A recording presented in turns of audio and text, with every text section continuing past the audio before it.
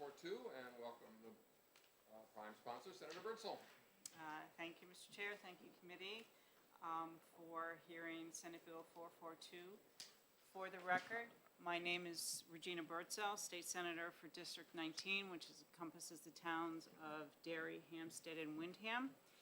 And I'm here to present Senate Bill 442.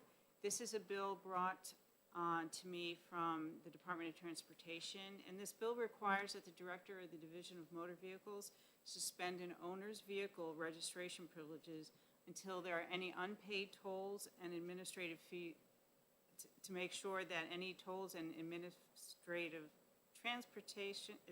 fees are paid. I'm sorry.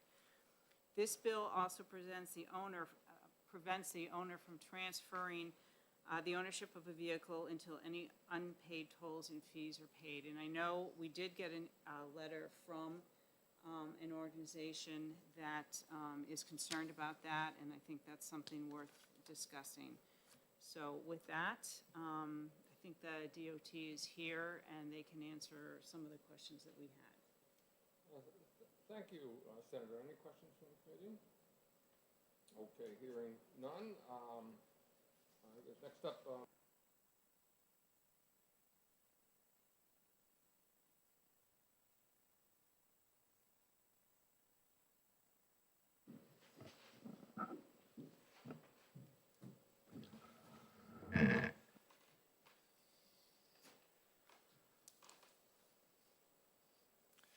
Good afternoon, Senator Burnsdell and the members of the committee.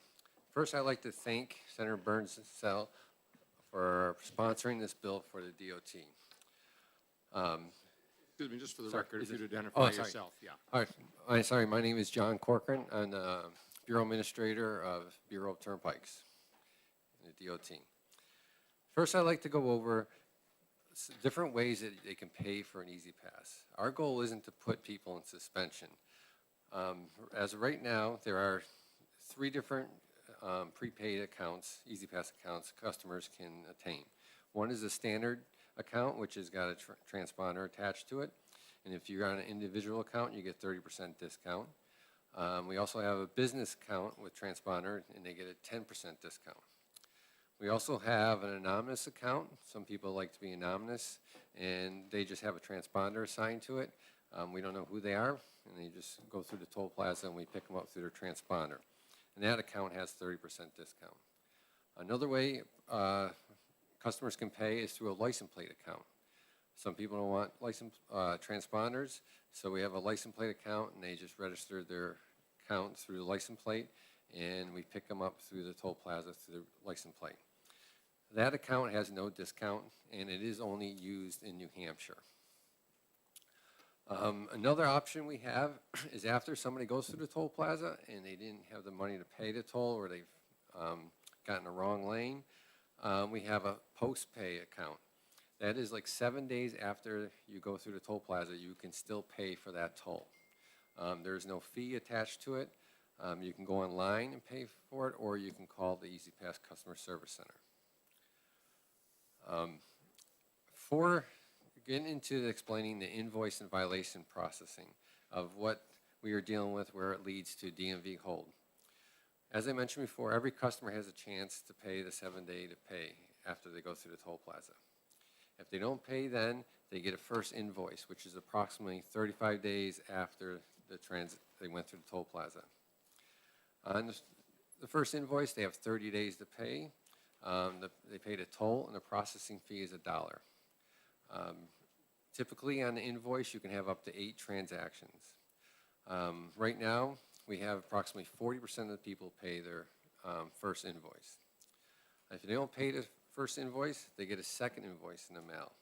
And that is approximately 37 days after the first invoice.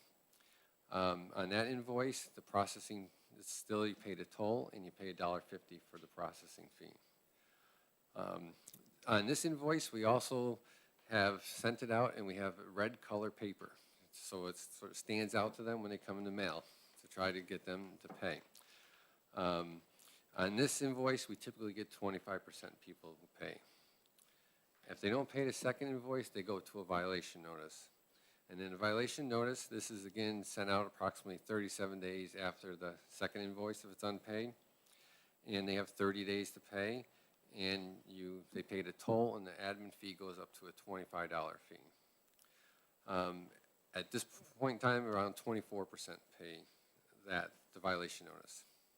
After a customer has accumulated 10 transactions going through the toll plaza and has not paid any of their has not paid the violation notice because they've worked their way up to there, we create a DMV hold file, and that allows us to put them in hold. Presently, right now, it puts them in re-registration hold.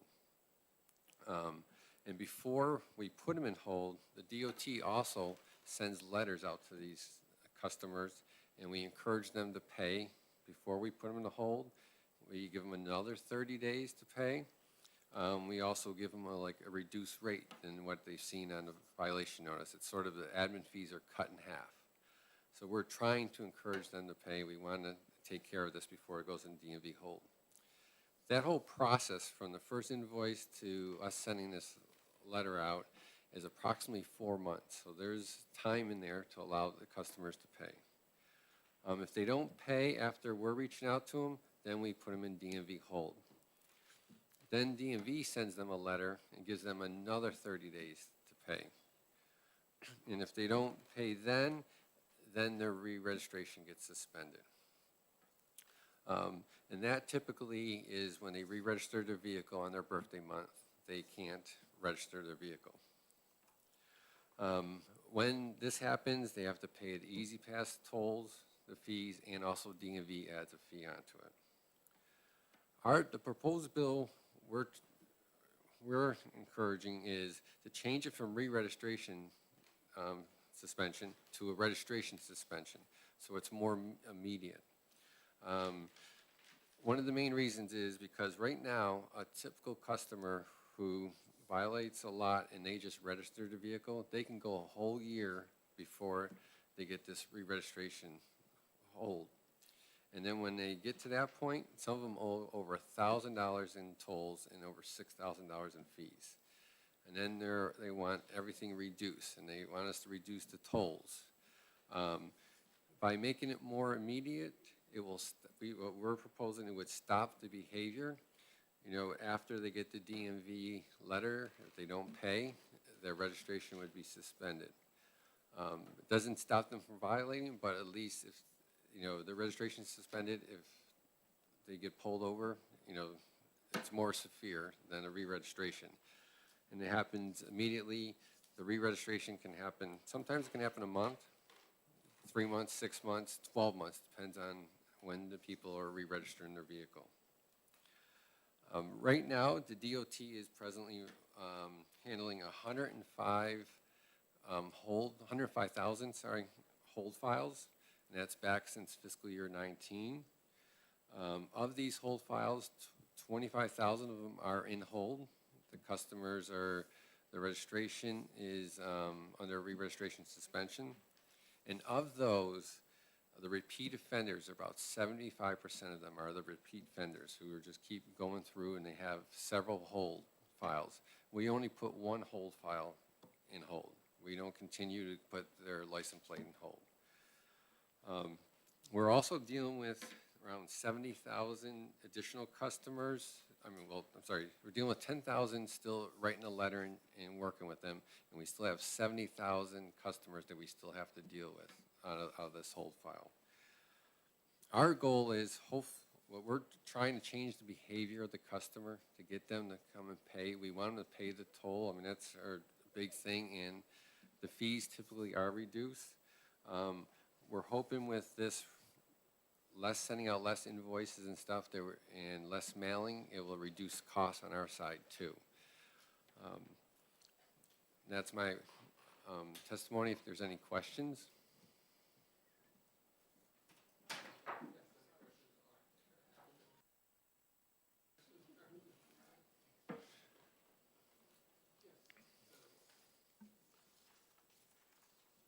From listening to you, it sounds like there's an awful lot of time spent trying to track these people down. How much is that in cost? Are they tracking down the time, the mailings?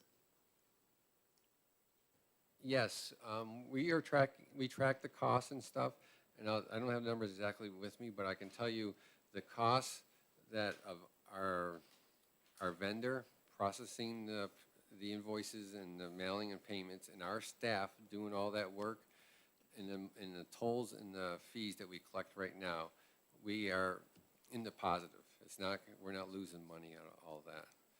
I don't have the number in front of me, but I can get you that. It's approximately, our time is approximately around $300,000 a year. But then also the vendor it costs us. Oh, So you're still doing well, even though you have to track all these people who are not paying the tolls and Yes. sending them mail? You're still doing, you have a positive outcome? Yes, we still have a positive outcome. Okay, thank you. Senator Birdsall. Thank you, Mr. Chair. So the question I have, and I will be honest, we've gotten a couple of letters from the insurance organizations. When someone registers their car, does DMV get information on who the insurers are? I don't know that answer. I'm not, The DOT doesn't deal with the insurers, so. The reason why I'm saying is if it's in their record, would it be possible when you're sending these notices out to the offenders or violators, should a copy go to the insurance company, their car insurance company, so the car insurance knows what's going on and they can start pressuring from their end as well? That's a good idea. I mean, we never thought of that, but we can possibly do that. I mean, if we knew who their insurance company is, that's the tough thing. I don't know if DMV knows who their insurance company is. We get all our information from DMV. Did you have another question? Senator Richard, did you have a question? I'm all set now. I have a couple, if I may. One technical note, on page 1 of the bill, on line 17. So, it says the director shall also notify the owner that he or she may request an administrative hearing before the suspension takes effect. Now, given what we're doing with the prohibition, should we add "or prohibition takes effect"? Should somebody get to have a hearing before that prohibition kicks in? I'm unfamiliar with the prohibition. Well, I mean, we're adding, you see, what we're doing is we're adding here this prohibited from transferring ownership. That's what the bill does. It adds that in here. I mean, before that, we had the suspension, but now we're having this new prohibition, and it seems that maybe we'd want to allow a hearing as well under that, because that's just the due process, I suppose. Well, we can figure that out. Another question. An issue that's arisen is that if there's a lien holder, or, for example, if somebody totals a car and the insurance company, as part of their settlement, wants to, it takes the car because it's totaled, and then might want to take it to auction or sell it for parts or whatever they do. And the question is whether they would know whether something was under this prohibition, and so how would they transfer the title, and then how long would they have to keep the vehicle in storage to figure out what to do, et cetera, et cetera. And I just didn't know if you had any thoughts about that. The suspension or even the re-registration is tied to the plate. So I don't know how that all works with DMV, with what your example works, but it's tied to the plate. Even if some people, sell their car and they move their plate to their new car, it's all tied to that plate. So, Okay. And I guess then the follow-up to that is that then the question would be, who gets the money? So if you're an insurance company and you've taken the car because it's, been totaled or whatever, so you're supposed to now have the title transferred to you, it may be that the car actually has become worthless because any value of it is gonna have to go towards the payment of the fines. I don't know the law exactly with the DMV rules, but I'm believing it's the registered plate that it's tied to. I don't think the vehicle is gonna be, you know, tied to those fees. It's the owner who registered the vehicle. Well, I'm sorry, Yeah. just that it says on line 14, transferring ownership, so it's not just the Lot- registration. What that is referring to more is, what some people do now is they will come in to DMV, they know they're in DMV hold, and then they will try to transfer, get a new plate and put it on their vehicle. And DMV is stopping that, and then they just they register their vehicle in another plate. Thank you. Any other questions for Mr. Corcoran? Thank you very much. And although, Bob, if you wouldn't mind waiting for a second, I know Brittany has signed up from DMV and wasn't going to speak, but would you mind answering if you have any thoughts on the questions that we've been asking? If you want to come up. Yeah, thank you.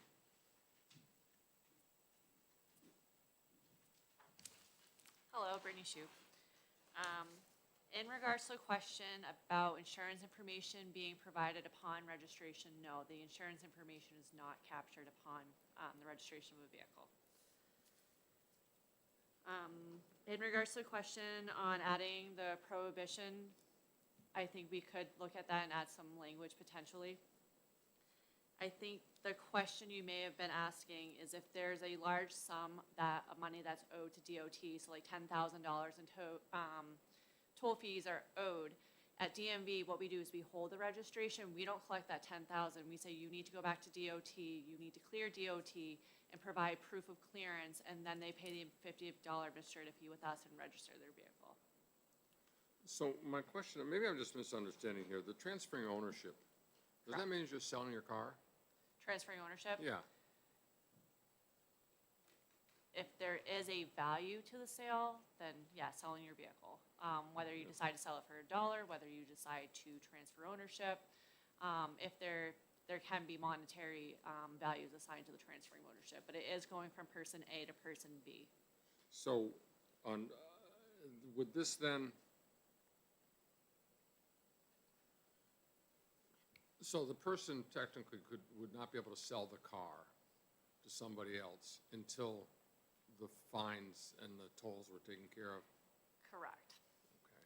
From what I understand, based upon this, and again, I wasn't part of this, and I'm here covering for the Registration Bureau, is that this would apply a registration suspension to the individual.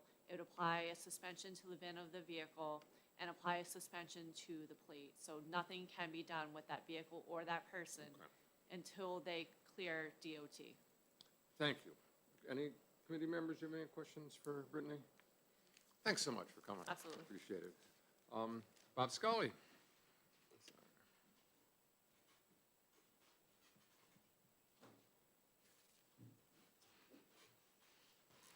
Thank you, Mr. Chairman and Senators. I come in support of Senate Bill 442 today, and after listening to this testimony, it certainly seems like a burdensome, cumbersome process to go through to collect the funds that should be paid. And I do not know how much of this chasing around is on my industry, the truckers, who I represent, but I'm sure it's zero. I'm just, there wouldn't be a single one. Thank you, Senator.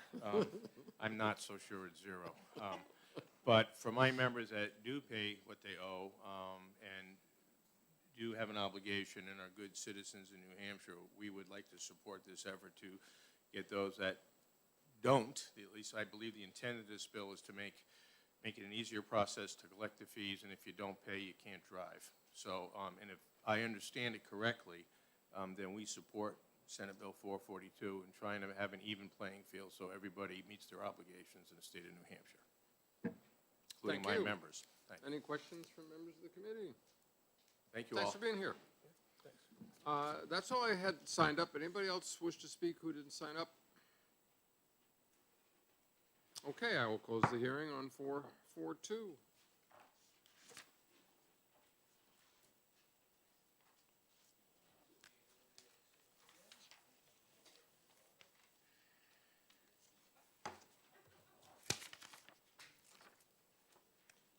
a motion for exec, or? I'll move exec. Second. All those in favor of exec, say aye. Aye. Aye. Opposed? I don't wanna even read that.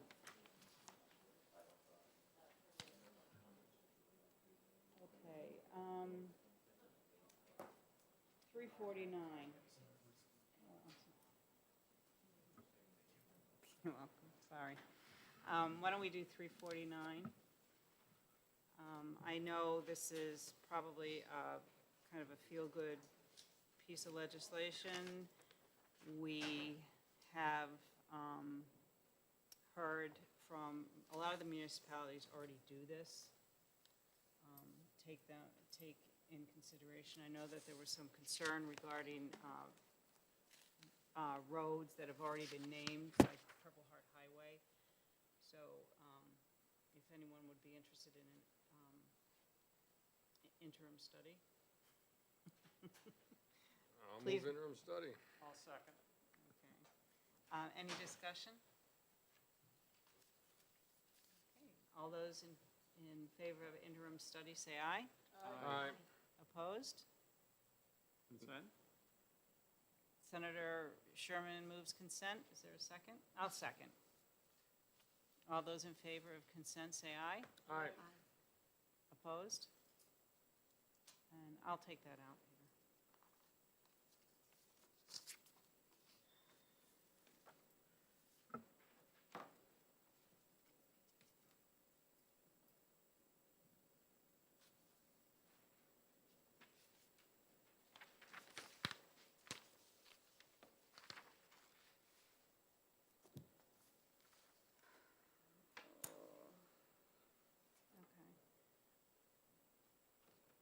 Okay, 447.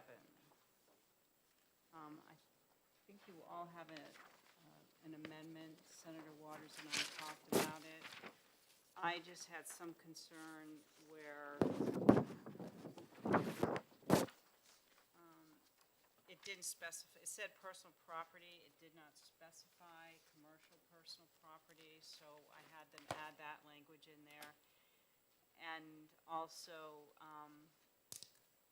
a statement in there, any general funds expended from the electric vehicle and infrastructure fund must be authorized by the legislature. So I'll move 447, ought to pass, I'll second. and I'll move amendment 0581S. Second. Okay. Senator Sherman seconds amendment. Any discussion? All those in favor say aye. Aye. Opposed? I'll move ought to pass as amended. I'll second.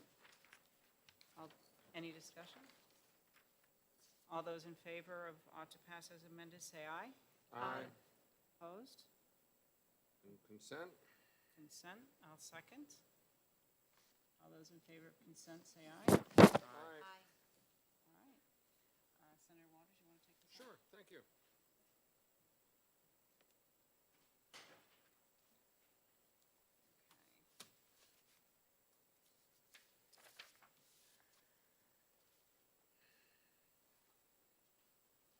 I think we're kind of okay to go on 442 with the add the hearing, but it's up to your bill. You want to do that? I mean, I don't know, I mean, from the answers I heard, well, I'll move 442 ought to pass, so we can discuss it. I'll second.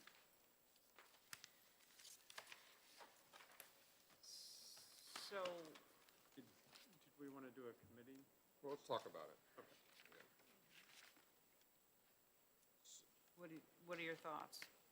Well, I thought we had some reassurance about this transferring of ownership and the registration issue, and I don't know whether The letters from yeah, whether that's as much of a concern as we had anticipated. this is the total loss thing.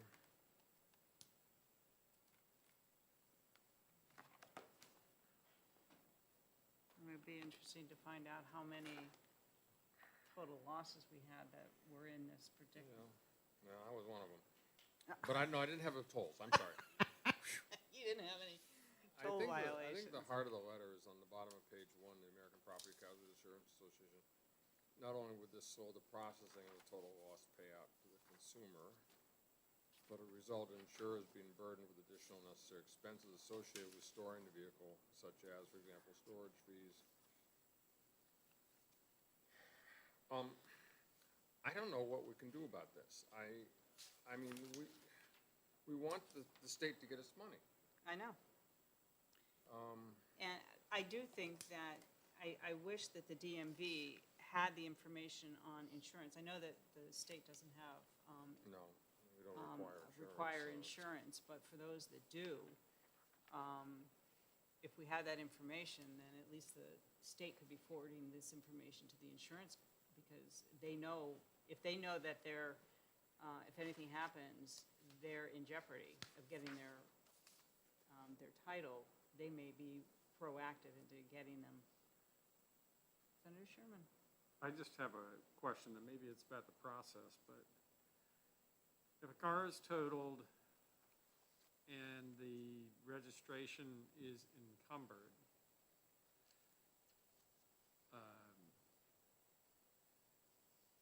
right now, I think it was said that the VIN is part of that encumbering. Yeah.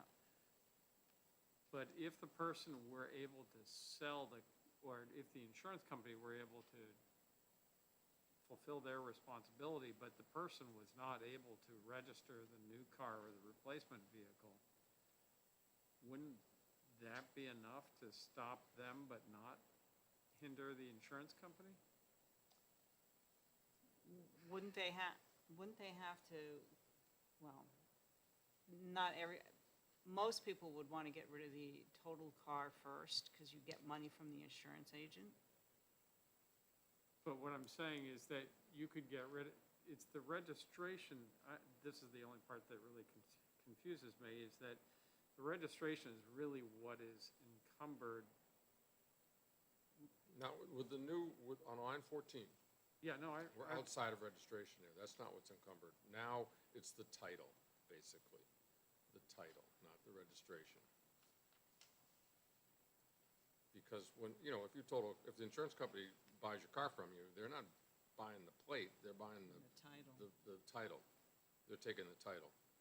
You're signing over the title. Right, but what they were trying to prevent was somebody changing their Well, this is more registration. than, we're also, that we. No, are- I know what it says, I'm Yeah. just saying that if the goal is to make them pay, but not encumber their. The rationale is if someone is in arrears on their, this is what I presume, but you can correct me if I'm wrong. If the person is in arrears and the insurance company takes their car and they have a new vehicle that they want to register, they can't register that vehicle until Right. they pay the fees. So what this is trying to do is to say that here's a piece of real property. And that is something that the state could use as a way of getting the tolls paid. Right. Because otherwise, what are they gonna do? They're gonna put a lien on their, they may not have a house, on what, where else? Under this system, where else do they go Well, if to you get can't that paid? register your new car, or you can't ever register again in the state of New Hampshire, that's pretty powerful block, I would think. It's not enough. To make sure that you pay it off. Yeah, you can't register under your name any vehicle. Well, maybe I don't know, Senator Burns, so against your bill, but if we're changing this to say that the registration is suspended, then maybe that's the hammer, and we don't need the ownership Well, that's thing. what I'm getting at, is that, Can we hear from DOT and see if that works? Could you come up, I'm sorry, I can't hear very well.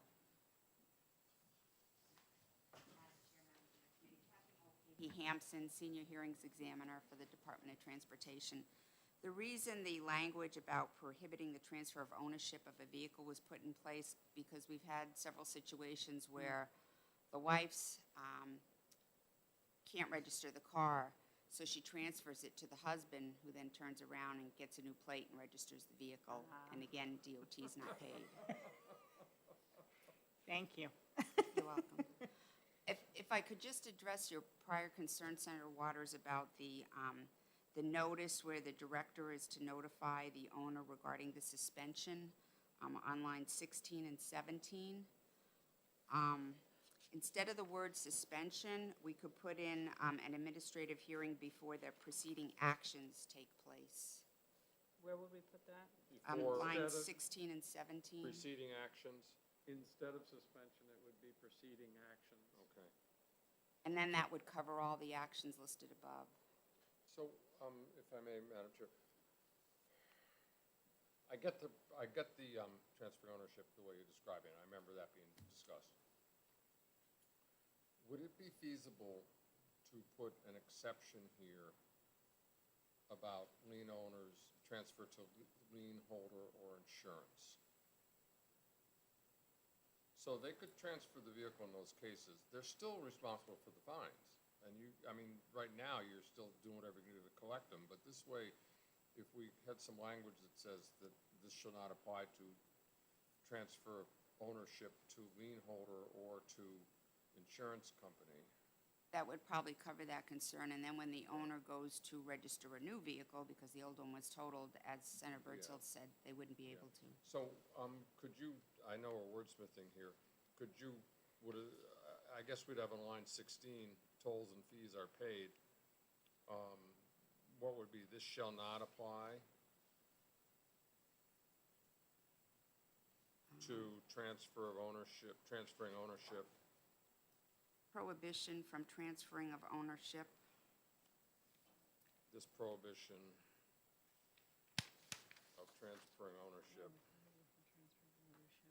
Except, shall not apply, this is a new sentence on line 16, shall not apply to what? Transfers to lien holders or insurance companies. Okay. Isn't it the registrant's insurance company? They're not gonna register the vehicle. They still can do that. No, but I mean, rather than just having it any insurance company, how do you make it specific? Well, the insurance company or an insurance company. I mean, you're not gonna transfer to an insurance company that doesn't insure your car, okay? That's what the law would say. Um, That's why I said So, you'd want to make it possessive. this- so that it's- prohibition on transferring ownership shall not apply to transfers to lien holders and insurance companies. Yep. You got that? How about the company of the insured? Or, if you, I see lien what holders he's- applies to the person, well, never mind. Probably being too wordsmithy. I don't think this, I mean, I should say, but I'm not sure it's a problem. But we'll find out. Peter, These do are you very have? clever people. Do you have any thoughts? Apparently. Creative. Creative, they may be out totaling their cars when they get their fines like too big. the insurer of the vehicle? How about that? To the insurer of the vehicle? Yeah? Okay, let's do that. Thank you, Tom. To The lien holders and to the insurer of the vehicle. Now I'm questioning that because I'm thinking, am I insuring my vehicle? I don't want it to be where the owner of the vehicle is insuring their vehicle. So maybe How about the insurance company, insuring the Yeah. vehicle? The insurance company yeah. of the vehicle. This isn't going to inspire people Could to you total their cars. is Read it? back what we got. Starting on line 16, it would be a new sentence. Apply to transfers to lien holders and insurance companies of the vehicle.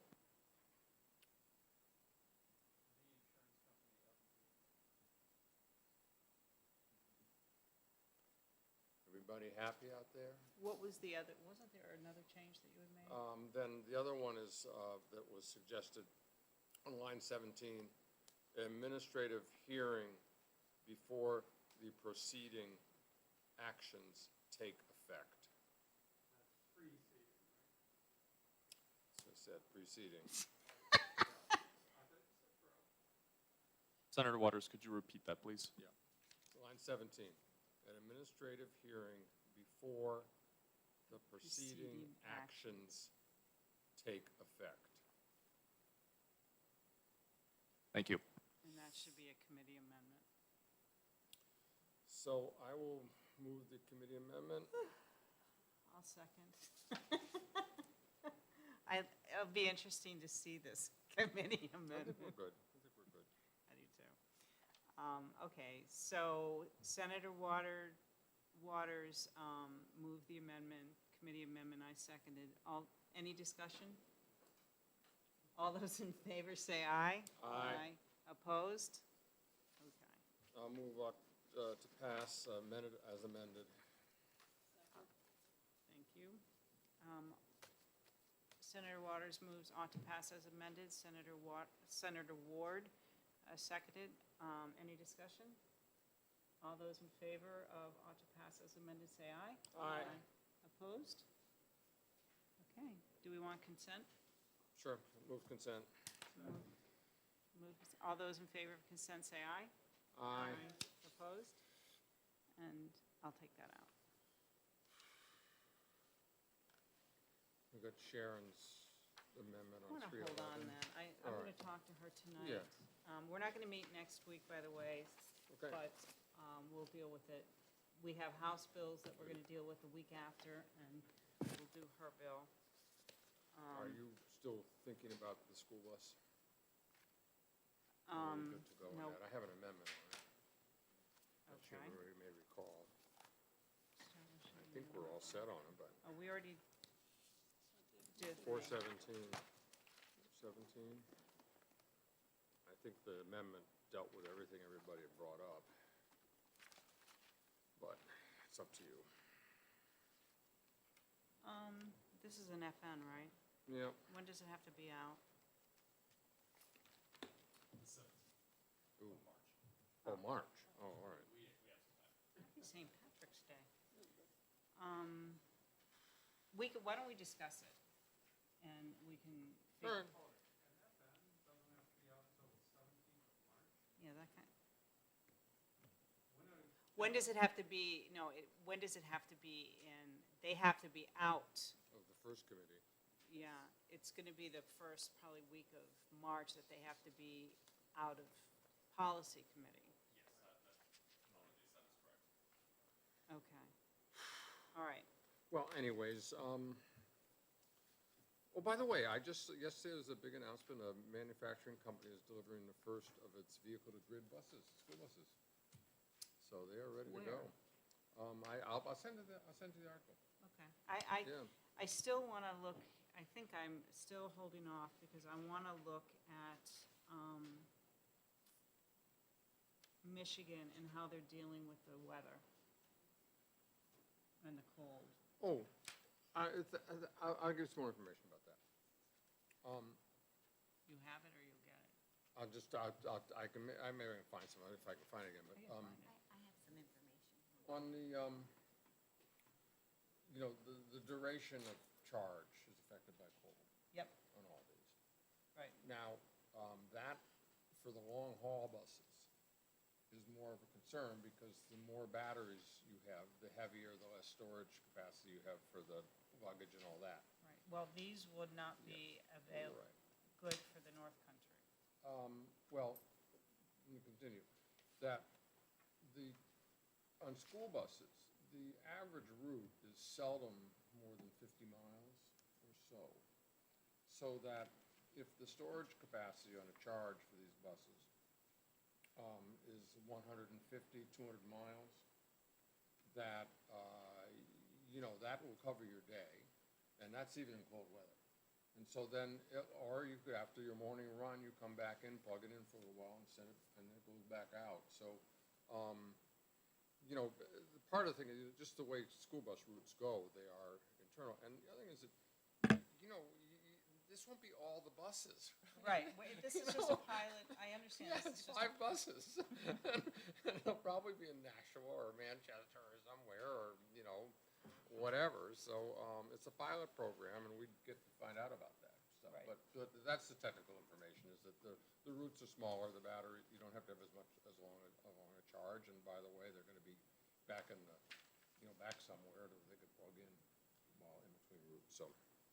So I looked at the VW mitigation, and it looks like they requested proposals, but no proposals were received. Yeah, so that was, 3 years ago now, almost 4.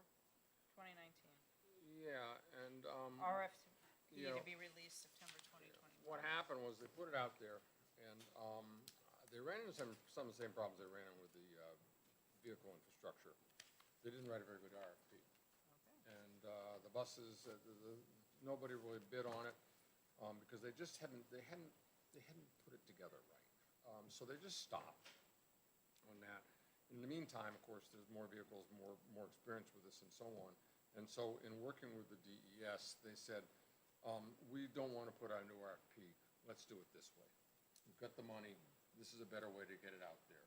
And so that's why they haven't released another one. They have in the meantime, based on what went wrong with that one. And their first RFP they put out for the fast charge system on the highways, that also failed. Nobody bid because they just did it wrong. Now they've done it right. They're getting bids. Okay. That's going to happen. But So why don't you go through your amendment, and what does it address? all right. Let's see. That's not- Well, we've had it. I don't know if there's more around, but Is it 10136S? yeah. It's 0215S, isn't it? I think. What do we have? I'm sorry. What do you? I have 0136S, What's the date on it? January 18th. This is January 21st, so it's the 15S. This was after the hearing.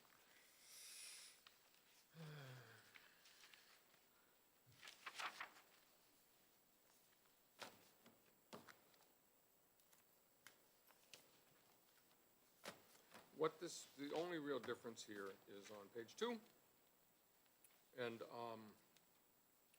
the utilities and DOE and others were trying to find out language to deal with this issue of the storage and utilizing it. And then the make ready here.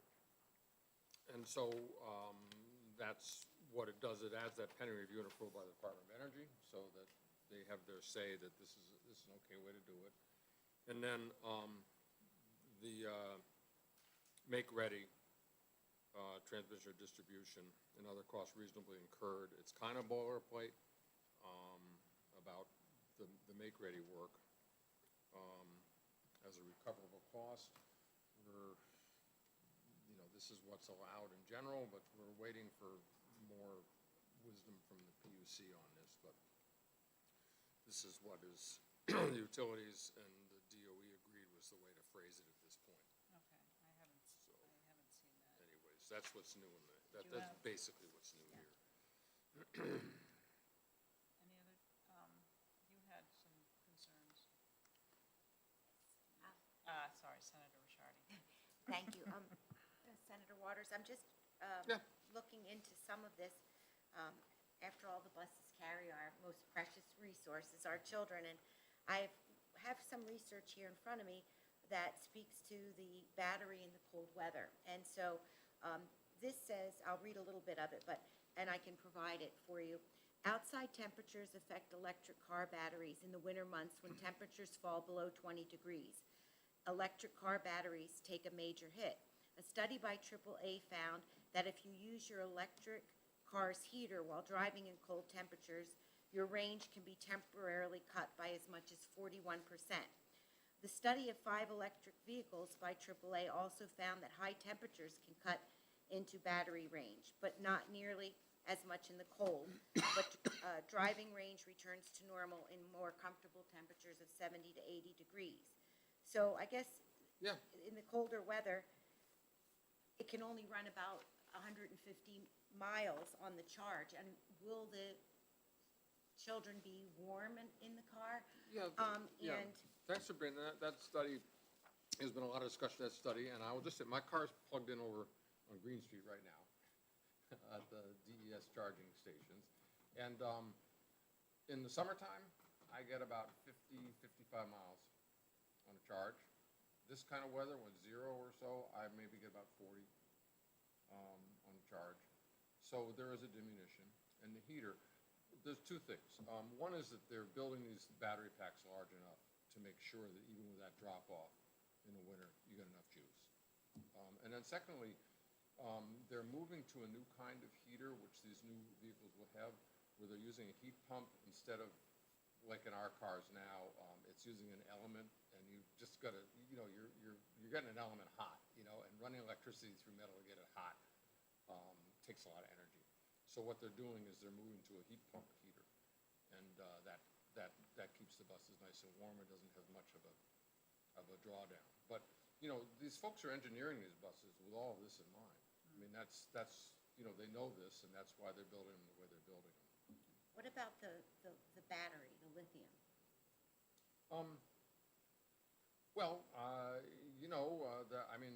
For all the batteries, they're building lots of factories to build more batteries. They're sourcing it from a lot of places. There's potentially, even up in Maine, there's a huge lithium deposit. There's one Yeah, out in there is, Utah. but current law Yeah. prevents the mining of it. That's why, Yeah. Well, that's just up there. In Utah and Nevada, they've got it. The sourcing of lithium, the other thing that's happening is that they have invented a solid-state battery that moves away from lithium. And that's what Tesla and all the other folks are starting to manufacture. Are they starting to, And they're also moving away from cobalt too, that's the worst one, because it comes from the Congo. And they have these newer batteries, they have much more range. They're talking about 1,000-mile range on them, and so. so the solid state batteries, who's manufacturing those? Is that, and where's that? All over. I mean, Tesla's doing them, the new GM plant that's being built, they're building the $20 billion plant, and Ford is building a plant. So they're all making batteries. So, they know what's coming. They're all these companies are planning to phase out petroleum cars in the next 5, 10, 15 years. And so they're investing all their investments in battery infrastructure. The thing is that we're talking about 5 buses.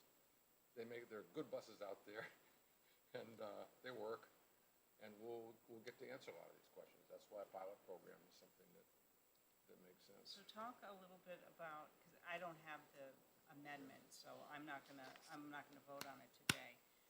But talk a little bit about, I know that there was some consternation from the Department of Energy regarding who is gonna be handling your plugging this into the grid, who's gonna be managing it, who's going to be monitoring it? Because there was some concern about who's gonna do it. Was it gonna be PUC? Was it gonna be the utilities? Was it gonna be Yeah. energy? We fixed that. That's why the agreement on line 22, to decide that this should not be over in the PUC. This should be, in the DOE. And so line 22 there on page 2.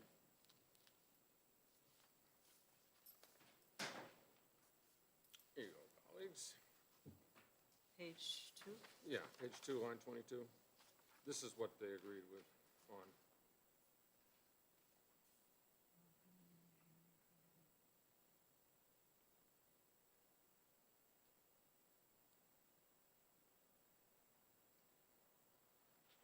Okay. And then a little bit further down on line 31, that was already in there, that the utility is responsible, or, it may be it might be a private investor, whoever wants to come forward and do this, but let's say utilities, they're gonna train the school personnel, in how to to use it and how to plug things in and do the maintenance on it.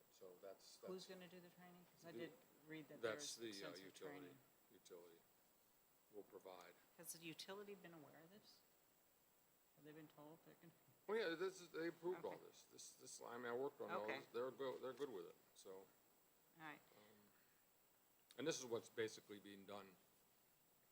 You know, in general, somebody's gotta come in, you know, I mean, like, when DOT buys electric cars and sets up its charging now, they train people on how to use it, you know, here's how you manage the, equipment and facilities, and, you know, they'll all have little apps so that you can schedule the charging by app. I can do it on my phone from my car over there.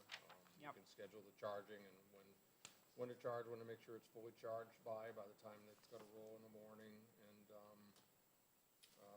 then, you know, this vehicle to grid side, which is the moneymaker here for the schools. And, what it is that the buses get charged up when the electricity's cheap. And then when it's expensive, they put the electricity back into the grid and you get paid for it. they get paid for it. Yeah, so that, I mean, that's why this program is what it is, that there's that, And it goes to the school? that there's an agreement, there'll be an agreement as to how that money gets distributed. Senators, I just wanted to remind you, make sure you're speaking into your mics because the live stream might not be able to pick up on it I'm too much. sorry, I didn't get it No closer. worries. Thank you for the reminder. All right. So, you know, this is the investment side. I mean, this is why this kind of program has interest, because, you know, the recognition that storage can be capitalized. And it's a valuable asset. The utilities want storage capacity to shave peak demand. And, these batteries are pretty big. You know, electric vehicle, like my car, I hear from Honda saying, you know, if we had vehicle to grid technology, so you could actually get paid to have your car be the storage device when you're not using it. You know, so this is the way things are moving, and this is why utilities want to invest in it. They want to invest in this because they see it as a path forward for energy storage. Okay. So anyways, you know, I'm just rambling along, but Wait. that's the, We'll That's, exec this on 22nd. There are no dumb questions, since your teacher ever This tell one you might that? be one. David, Yeah. or Senator Waters, when do they tap into these batteries? So getting back to Senator Ricciardi's question, you wouldn't want them tapping into it just before school. No. In other words, is it timed What do you so that, mean? so you don't want to discharge a battery just before you're about to use the bus to go get the No. kids? And is that See- something that is actually coordinated? oh yeah, because see, what you have is you've got I could show you on my phone, you know, I've got a setup where I say, you know, start charging at 11 at night because that's when electricity is cheap. It's off peak, right? And then charge during the night when electricity is cheapest. And then I say, no matter what, I want it 7 o'clock in the morning, I want it fully charged. So it's just in the app. So I think what you're asking is, Yeah. no, what they're doing, when they're talking about plugging it into the grid, it's when they're, like on the weekends, when the kids aren't using, or during the summer, when they're not using the buses. Or end of the day, let's say the route's over at 4 o'clock, okay? They take it to the yard, they plug it in. Electricity is expensive at 4 o'clock to about 9 o'clock. They could draw it down, and then later at night, when the electricity is cheap, they charge it up so it's fully charged for the morning. And then summers, weekends, there Right. it is. Right. We'll see, 5 buses. No, I mean, the technology. Oh, yeah, I mean, technology is just, I'm stunned, actually, what they're doing with it. All right, do I hear a motion to move out of exec? Okay. All those in favor say aye. Aye. Opposed? All right, transportation is done. Don't forget, we won't be meeting next week. Oh, I'll miss you all. Yeah, didn't it? Session almost. Well, we Yeah, we have sessions tomorrow. We have sessions posted. Oh, no. And tomorrow's Wednesday. Tomorrow. The 9th.